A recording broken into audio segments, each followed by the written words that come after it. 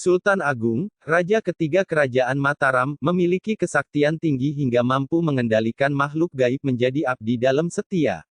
Raja yang memiliki nama lengkap Sultan Agung Hanyokrokusumo ini mampu menjadikan Mataram kerajaan terbesar dan berpengaruh di Jawa dan Nusantara pada kurun waktu itu. Sultan Agung yang lahir di Kota Gede, Jogja pada tanggal 14 November tahun 1593 silam juga mempunyai kisah mistis yang menarik. Sebelum menjadi raja, Sultan Agung memiliki nama Raden Mas Jatmika, dan terkenal pula dengan sebutan Raden Mas Rangsang.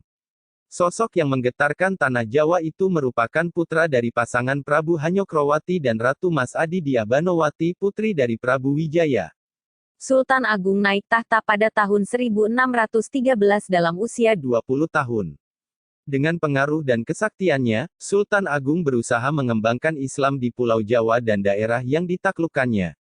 Sesuai babat Tanah Jawi, saat menjadi Raja Sultan Agung mempunyai seorang abdi bernama Juru Taman. Abdi dalam ini konon dulunya adalah manusia, namun akhirnya berubah wujud menjadi siluman dan mempunyai kesaktian mandraguna yang istimewa dan sulit dikalahkan.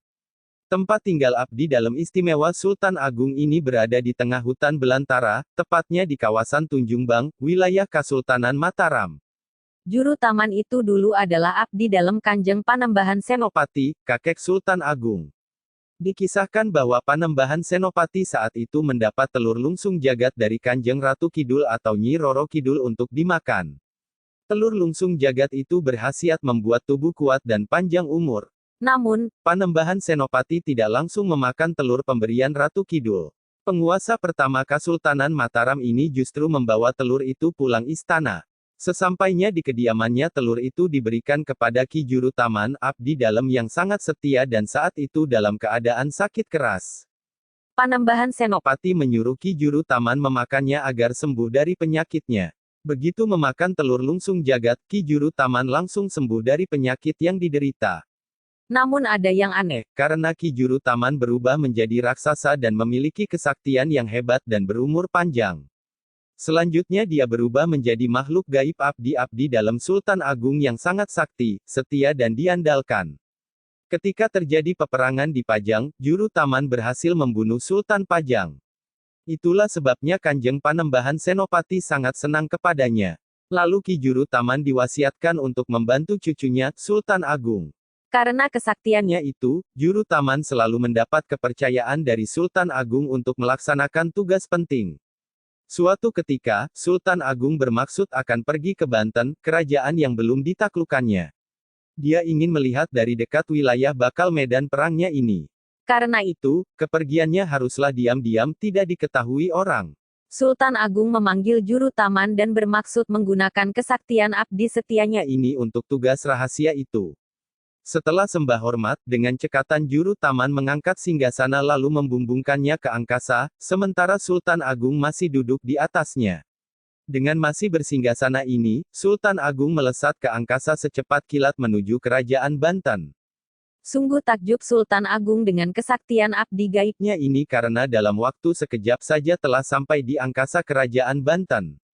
Dari atas, Sultan Agung dapat dengan jelas melihat keadaan kerajaan di jauh sebelah barat Mataram ini, tanpa diketahui oleh siapapun.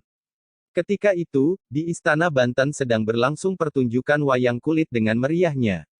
Turunkan aku ke bawah, Ki Juru Taman, perintah Sultan Agung tiba-tiba. Aku ingin melihat wayang Banten apakah sama dengan wayang Mataram, begitu tita raja yang agung ini. Kemudian Sultan Agung diturunkan Ki Juru Taman di pendopo istana itu.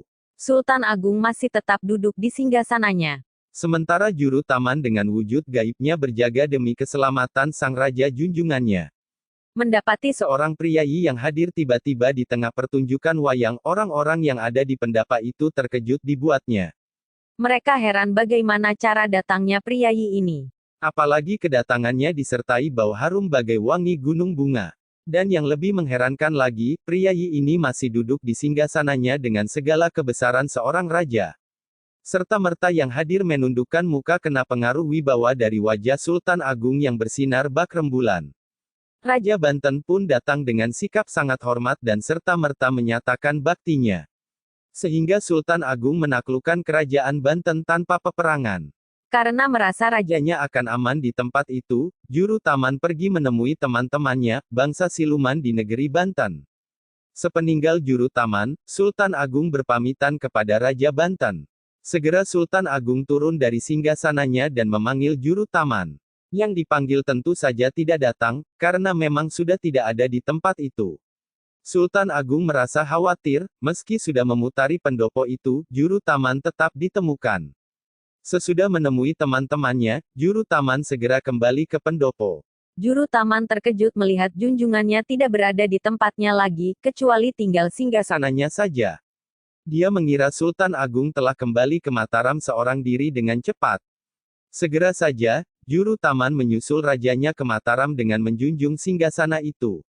Melihat singgasana Sultan Agung tiba-tiba hilang lenyap dalam sekejap mata, Sultan Banten beserta rakyatnya terkesima. Seakan tak habis pikir, Sultan Banten dan rakyatnya merasa heran bagaimana seorang raja mampu datang secara tiba-tiba dengan singgasananya dan pulang dengan sekejap pula.